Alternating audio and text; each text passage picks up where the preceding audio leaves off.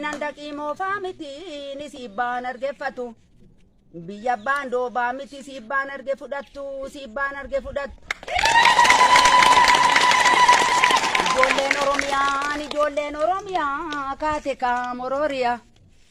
hiduna ka furgugge butuna ka chululle la falina kanurtu mukayam nan kamurtu biyi kenya Oromia takana mani bultu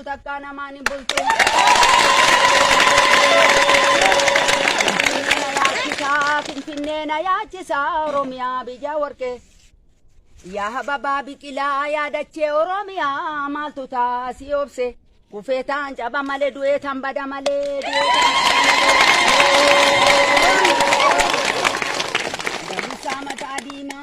dagusaa mataa diimaa jarri keenya qootanii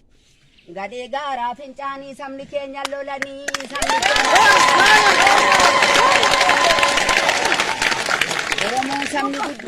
Oromoon sabni guddaan tuqumsa bahunda innoo aadaadhaan bulchaa abbaa sabaaf sallamoota nama maafaddaan qooda yaa kidaa sassaabdotaa siittiin argattan bootaa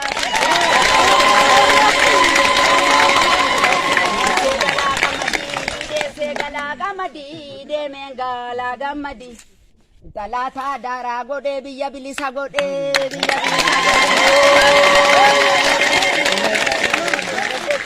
Kanto bikilan kamne hada de sutu duga Durban kajelini borobo jawarana Samni Kenya njala thadi lungan kajelini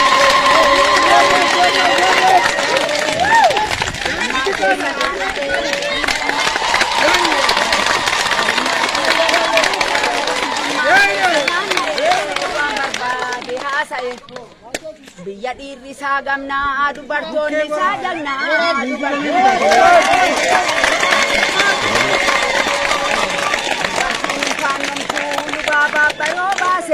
Kalusi sasabatte baljigira rafatte dololo tarkaanfatte diina shangalafatte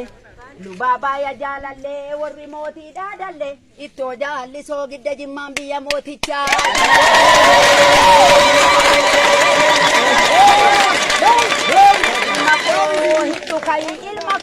Hittu kai ilma koo Namara biyyan koo ergeetii sachii qaba daheetii lafaan qaba dhaquuf yaadan qaba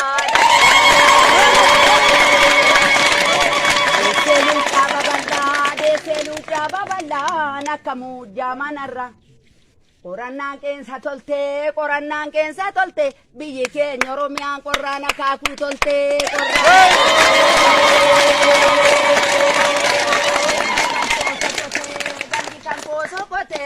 Anano monadai Lenji fite tan dhufaa bilbilaan naanaasayi akka gaafa filannoo an keenya injifannoo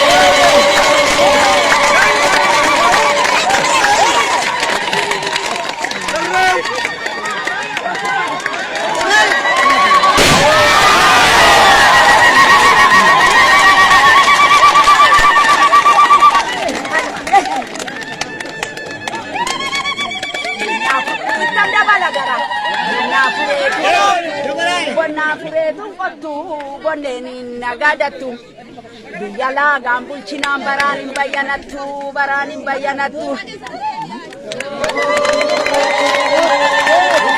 kari bufoni tituri bufoni naminya tunasea anno sengu kutade wana laganu gote namiya datu se anno sengu kubate anno sengu Kureni kotu boneni nagadatu biyala gambulchina ambarani bayanatu biyala gambulchina ambarani bayanatu